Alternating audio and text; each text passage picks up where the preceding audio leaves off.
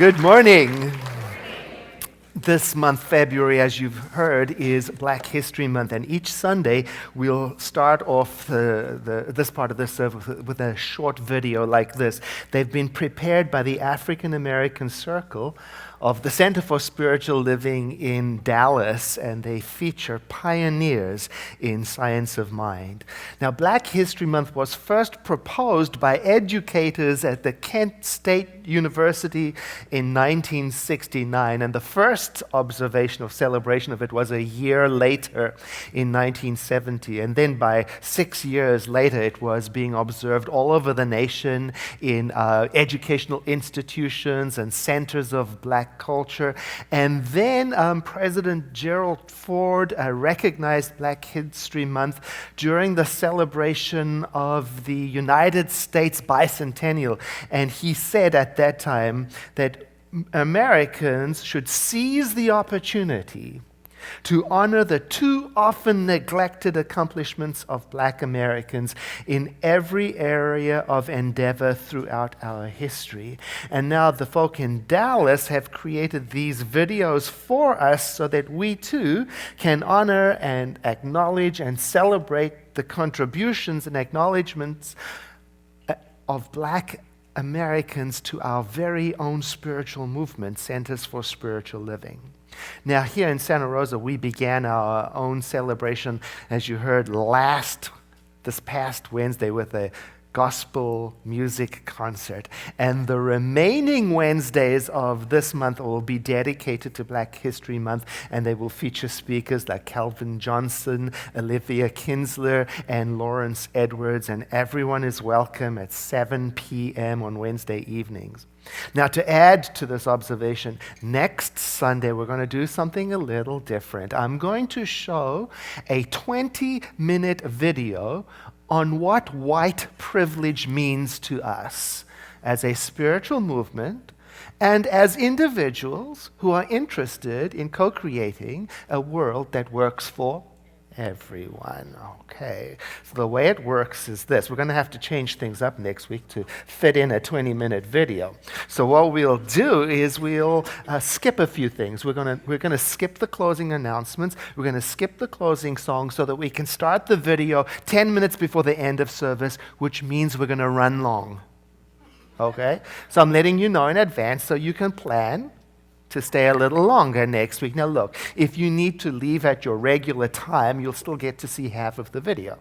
Okay? We'll understand if you have to leave. Now the video itself may stimulate feelings in you. It may stimulate deep questions, and so you might want to also plan to attend our diversity discussion group, which conveniently happens on the same Sunday next week at 1:30 p.m. Our diversity discussion group takes place every second Sunday of the month at 1:30, and it's open to all.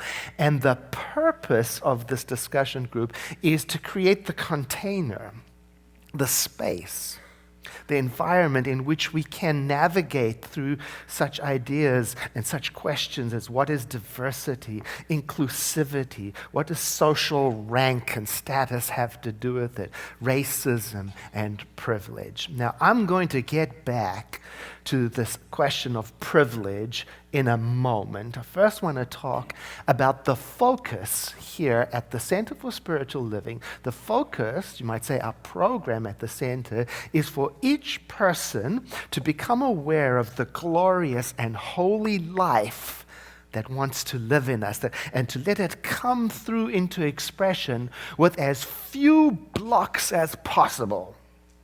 Now, what blocks us? Well, a number of things. Some are real and some are imagined. And our primary concern at the Center for Spiritual Living are the blocks that are within our own mentality. Those ones. Now, these are the blocks that are hidden from view because they're within. And we call them hidden beliefs. And they can be hidden from us for a number of reasons. For example, they may be hidden from us because of cultural conditioning. Everybody's doing it, so I don't notice it. Or it could be that it's hidden from us because, it's just too close for me to see myself, even though other people can see it quite clearly. I'll give you an example. Just recently, someone said to me, "Hey, Edward, you have a lovely accent." And it took me a moment, because as far as I'm concerned, I don't have an accent. She does.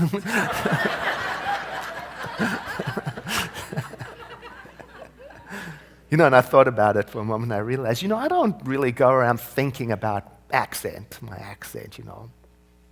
But if I really get honest with myself, I do have a story about my accent, a belief system around it. And I'll tell you what I mean. You see, I grew up in South Africa, where a South African accent was considered to be rough and crude and undesirable by our other English-speaking neighbors.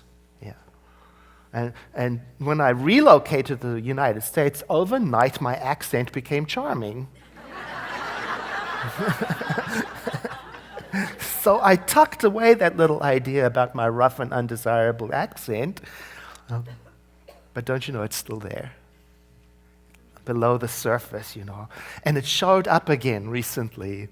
What happened? I wrote another book, and the publishers contacted me and said, "Would you like to read the book on the audio version yourself?" I thought, what a wonderful opportunity. But I hesitated.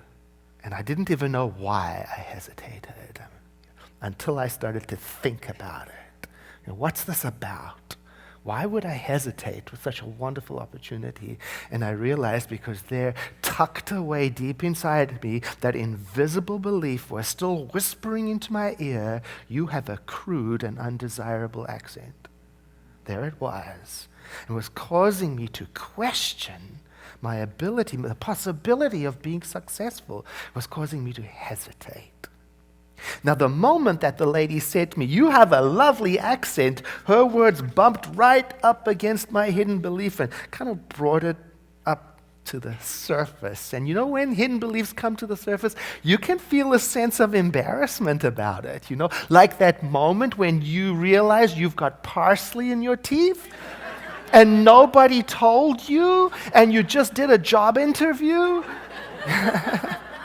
How is it possible? Like when you become aware of a hidden belief, how is it possible? How is it possible for me to still be governed by this idea about how can it still be controlling me and influencing my choices and behaviors? You see, hidden beliefs can be embarrassing, because often we are the last ones to realize that we have them. So it's useful to bring hidden beliefs out into the open, to the surface, very gently, where they can be seen for what they are, like ideas about white privilege. Now, from my perspective, I don't have an accent. It's not in my consciousness. From my perspective, I don't notice my whiteness. From my perspective, I don't go around thinking about privilege. And part of the reason for that is because privilege is about what a person does not have to endure. It's about what a person doesn't have to think about, never had to worry about, never had to cope with, never had to work around. It's like, I've got parsley on my teeth, I can't see it, so it's your problem. So deal with it, not mine. I don't go around thinking I've got an accent, but I do have one. And other people can hear it. I don't go around thinking I'm white, but I am. And other people can see it. I don't go around thinking I'm privileged, but I am. And when I am unaware of my privileges, I can become insensitive to the impact it may have on you. And I can become out of touch with what it might be like for someone who does not have my privileges to be in this world and not have access to the things that I take for granted. Now again, the focus at the Center for Spiritual Living Santa Rosa is for each individual person to become aware of the holy life that wants to express through them and to be mindful of all the hidden influences that are at play. So we might ask ourselves, am I being my own authentic person? Do I have integrity with my own soul? Am I bringing the goodness of that holy life that is within me out into the world in a way that I can be pleased with? And am I as awake and as conscious as I think I am? Kevin and I, we watch RuPaul's Drag Race All-Star. Yay! Now, if you don't know what that is, you got to look it up. I mean, it's an Emmy award-winning show on television. It's a RuPaul national treasure. It's about drag artists, you know. Anyway, it's one of our guilty pleasures. We watch it at home. And then the other day we noticed a coffee shop downtown was hosting a public screening of the TV show. So we showed up to be there with, the people watching it. And something changed between being in a group of people compared to being at home watching. The energy of the group audience is contagious, And so we noticed we were laughing out loud much more in the group than at home when we kind of just giggle, And then at one point at the showing, I caught myself laughing spontaneously, and I didn't know why I was laughing. You see, I had become distracted by something else. I think I was ordering a cookie or something. So I don't know what was funny, but I laughed with everybody else because the room was laughing. I got caught up by the energy of the room, And it was okay to laugh. And in that moment, I thought to myself, who am I being right now? Am I being my true self, This is a relatively harmless example of the influence of the group. It did get me to thinking about two specific things. Number one, what it feels like to be in a welcoming, accepting, affirming, safe environment. And how a person's guard can come down. You see, Kevin and I felt safe to be ourselves in that environment. It's a privilege that we don't have everywhere in this country, in this world. Many other couples don't have to wait a moment, pause, and ask themselves, is it okay for us to be here before they walk into a coffee shop? Now, the movie Green Book shines the light on that from a racial perspective and shows how black travelers in our nation have faced major problems that are unknown to most whites. So privilege is about what a person does not have to go through. So if you've never had to plan your day or your visit to a coffee shop or your life around such things as safe passage or acceptance, then you are privileged. The second thing I learned from this little fun time at the coffee shop and laughing with people is how easy it is to get caught up with the group and to just go along with what's happening without thinking. So I'm asking myself, where else am I just going along with things. Rabbi Harold Kushner, in one of his books, tells the story of the Malden Mills textile factory that burnt down in the 90s. Overnight, 3,000 people lost their job. There was the whole town, Lawrence, Massachusetts. In the morning, 3,000 people woke up without a livelihood. It was burned to the ground. And no small detail was that it was just 2 weeks before Christmas. And then the owner, Aaron Feuerstein, he made a decision that surprised the world because he didn't go along with conventional wisdom. And what I mean by that is he could very well have just taken the insurance and retired a very wealthy man. He could have done that. But he didn't. He didn't go the popular route. He didn't relocate in another country for cheaper labor. He didn't rebuild in another state where it was cheaper. And shockingly, he decided that all of the people on his payroll would receive 2 months' pay while the rebuilding was taking place. And when asked about it, he said he made the decision because it was the right thing to do. He was keeping integrity with the holy life that was within him. And do you know he got a lot of publicity for doing this, which doesn't speak well for our society. That an act of altruism should be unusual enough to be newsworthy. He was doing what was right with the life that was in him. And where did he get his inspiration from?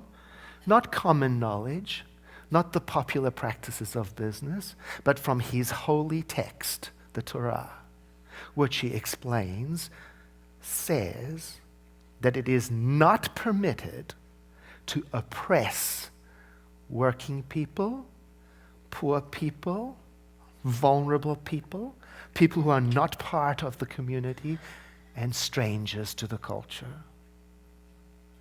It's not permitted.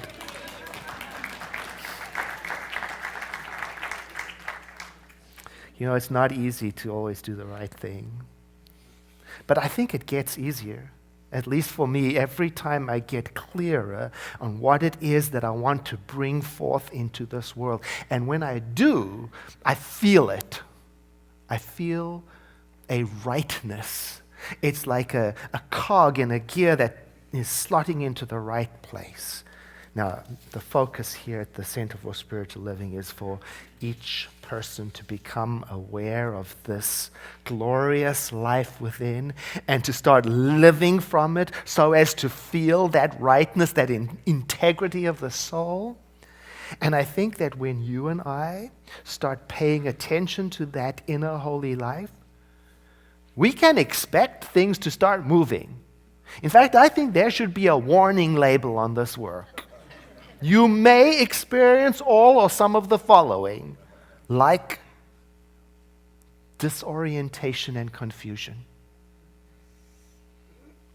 Because you may start noticing and rejecting ways of thinking that don't work for you and for this world. And they may be ways of thinking that are so familiar for you that you've been taking them for granted without a thought to question them forever. Another warning. You may experience random waves of emotion when you do this work as you open up to looking into your blind spots, into your privilege, into your fears, into your blocks in consciousness. You may experience a wave of sadness, even loss, as you become used to the thought that the you that is you may need to become new. You may also, third warning, you may also experience a resurfacing of unresolved issues. Yay! Because as your heart and mind softens and opens, it creates the environment like the diversity discussion group where these unresolved issues can come forward in a safer context. Fourth warning, when you do this kind of work, you may experience anxiety. or because you may be facing the unknown in you. You may be meeting a version of you that you've never met before. And it may feel so unfamiliar to you that you may notice rising up in you avoidance, rejection, denial, pushback, irritation, anxiety. Now, somebody might be sitting there going, wow, Edward, is there any good news? Well, yes, there is, and that's the topic for next week. Yes, we're going to talk about the upside of doing this kind of inquiry into our integrity, and how that when we do this kind of work, it results in an increased hunger for introspection and mindfulness, an increased hunger for integrity and accuracy and truthfulness, an increased hunger for loving kindness, inclusion, compassion. So, remember to plan to stay 10 minutes extra next week, because we're diving into the deep end with a gentle exploration of what does it mean to have white privilege. Now I'm going to invite you to close with me. I'm going to read to you a prayer. It's known as St. Francis' prayer, even though we are aware now that he didn't write it, it still remains a classic. So I invite you to breathe in and to exhale, letting your eyes close. Make me an instrument of your peace. Where there is hatred, let me bring love. Where there is offense, let me bring pardon. Where there is discord, let me bring union. Where there is error, let me bring truth. Where there is doubt, let me bring faith. Where there is despair, let me bring hope. Where there is darkness, let me bring light. Where there is sadness, let me bring joy. And let me not so much seek to be consoled as to console, to be understood as to understand, to be loved as to love. For it is in giving that we receive, and it is in pardoning that we are pardoned, and it is in dying that we are raised to eternity. And so it is. I invite you now to take a deep breath in with me, followed by a sigh.